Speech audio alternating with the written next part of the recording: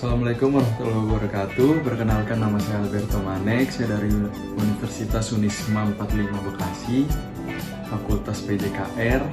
Saya akan menjelaskan tentang sejarah anatomi. Sejarah anatomi manusia. Apa itu anatomi? Anatomi berasal dari bahasa Yunani. Anatomia dari anatemnein yang berarti memotong, adalah cabang dari biologi yang berhubungan dengan struktur dan organisasi dari makhluk hidup. Terdapat juga anatomi hewan atau zootomi dan anatomi tumbuhan atau fitotomi. Beberapa cabang ilmu anatomi adalah anatomi perbandingan, histologi, dan anatomi manusia. Anatomi terdiri dari berbagai pengetahuan tentang bentuk, letak, ukuran, dan hubungan berbagai struktur dari tubuh manusia sehat sehingga sering disebut sebagai anatomi deskriptif atau topografis.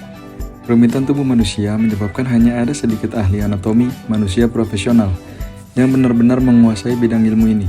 Bagian besar memiliki spesialis di bagian tertentu seperti otak atau bagian dalam. Anatomi topografi harus dipelajari dengan pembedahan dan pemeriksaan berulang kali pada tubuh manusia yang telah meninggal atau kadaver. Anatomi harus benar-benar mempunyai keakuratan yang tinggi karena dapat digunakan dalam situasi yang darurat. Patologi anatomi adalah ilmu mengenai organ yang memiliki kelainan dan dalam keadaan sakit. Ilmu ini diterapkan untuk berbagai tujuan seperti bedah dan ginekologi. Anatomi kuno. Masa ini dimulai setidaknya pada permulaan tahun 1600 sebelum Masehi. Saat dikeluarkannya papirus ilmu anatomi oleh ilmuwan, peradaban Mesir kuno pada saat itu telah dapat dikenali berbagai organ dan pengetahuan dasar akan pembuluh darah. Hippocrates adalah ilmuwan kedokteran Yunani kuno yang karyanya masih diakui hingga sekarang. Ia seorang dokter pada akhirnya abad ke-6 sebelum Masehi atau awal abad ke-5 sebelum Masehi. Hippocrates telah dapat memahami ilmu dasar mengenai sistem rangka dan otot dan awal pemahaman lebih dalam akan kerja organ seperti ginjal. Namun banyak karya lainnya yang didasarkan pada spekulasi bukan pada penelitian keilmuan. Pada abad ke-4 sebelum Masehi, Aristoteles memulai penelitian yang lebih baik mengenai sistem tubuh melalui pembedahan tubuh hewan.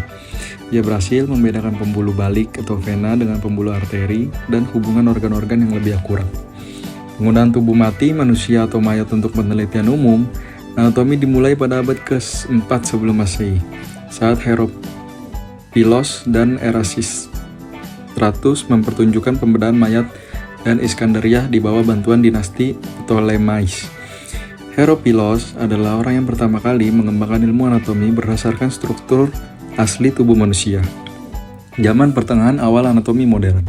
Kemajuan kecil pada ilmu anatomi terjadi setelah kejatuhan Kekaisaran Romawi. Ilmuwan Arab banyak memberi kemajuan bagi ilmu lainnya, tetapi tidak dengan ilmu anatomi karena berbagai larangan dan tabu.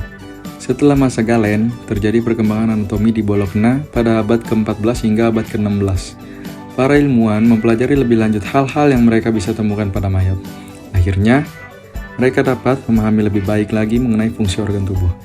Ahli anatomi yang cukup berperan pada masa ini adalah Mondino de Liuzzi dan Alessandro Accillini.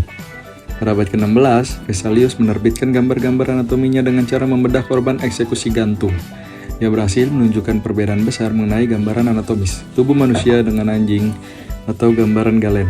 Ilmuwan pada abad ke-16 dan 17 berhasil memahami mengenai sistem sirkulasi penemuan katup pada pembuluh balik aliran darah dari vertikal jantung kiri ke kanan dan vena hepatika yang didefinisikan berbeda dengan sistem sirkulasi lainnya. Begitu pula dengan penemuan sistem limfatik. Anatomi abad 17-18, ilmu anatomi sangat maju pada abad ke-17 dan 18. Dengan hadirnya perusahaan percetakan, pertukaran ide dan pendapat dengan mudahnya dilakukan di seluruh Eropa dan sejak ilmu anatomi berkonsentrasi pada penelitian dan penggambaran. Banyak seniman ternama yang turut mempelajari anatomi, melakukan pembedahan dan menerbitkan gambarnya untuk uang dari Michelangelo hingga Rembrandt. Untuk pertama kalinya, universitas terkemuka membuka jurusan anatomi melalui penggambaran. Namun hambatan kadangkali datang dari kalangan gereja. Walaupun semua dokter setuju bahwa ilmu anatomi akan mendukung perkembangan ilmu kedokteran, hanya ahli anatomi tertentu dan berizin saja yang boleh melakukan pembedahan. Banyak masyarakat Eropa yang tertarik akan ilmu anatomi, menuntut ilmu ke Italia sebagai pusat pendidikan ilmu anatomi. Hanya di Italia beberapa penelitian penting dilakukan seperti pembedahan pada tubuh wanita. Realdo Colombo dan Gabriele Fallopio adalah murid dari Vesalius, ahli anatomi abad ke-16.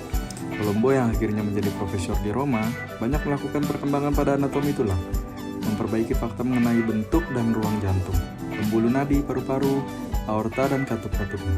Penggambaran baru tentang otak dan pembuluhnya, pembetulan mengenai pemahaman bagian dalam telinga. Anatomi abad 19 atau modern. Pada abad ke-19, banyak ilmuwan yang memberikan gambaran anatomi lebih mendalam dibandingkan abad sebelumnya.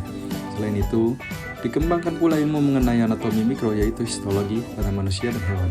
Penelitian anatomi berkembang di mana-mana dengan Inggris sebagai pusatnya. Permintaan akan mayat semakin meningkat, untuk itu berbagai cara dilakukan, bahkan pembunuhan. Melihat perkembangan yang tidak baik ini, Parlemen Inggris mengeluarkan Undang-Undang Anatomi 1832 yang memberikan batas-batas hukum untuk penyediaan jenazah. Batasan ini membuat dimulainya pengerjaan sebuah buku teks ilmu anatomi yang akhirnya terkenal dengan nama Gray's Anatomy. Anatomi abad 19 atau modern. Penelitian anatomi pada ratusan tahun lalu banyak membantu perkembangan pemahaman pada ilmu-ilmu baru seperti biologi molekuler. Berbagai perkembangan juga terjadi pada alat-alat canggih untuk memahami tubuh manusia, terutama tubuh hidup. Watchman Nee pada usia 36 tahun menulis 3 buku yang tebal, judulnya Spiritual Man, orang rohani. Di dalam tubuh kita ada tulang, darah, ada sel, ada daging, ada urat, dan organ-organ. Mata, hidung, kuping, lidah, jantung, liver. Tetapi di dalam jiwa ada 3 unsur, yaitu rasio, emosi, dan kemauan. Kenali fungsi otak. Ini contoh otak. Pertama, lobus limbik mengawal emosi dan memori. Lobus parietal mengawal teria rasa atau sentuh dan kesakitan. Lobus occipital memproses penglihatan. Cerebellum penting untuk keseimbangan badan. Hippocampus membantu memori jangka panjang. Batang otak kawal pernapasan, degupan jantung, riak, muka, dan lain-lain. Lobus temporal memproses pendengaran. Kelenjar pituitari mengawal perembesan hampir semua hormon. Hipotalamus mengawal suhu badan, lapar, dan haus. Lobus depan membantu dalam pemikiran, fokus, dan bergerak.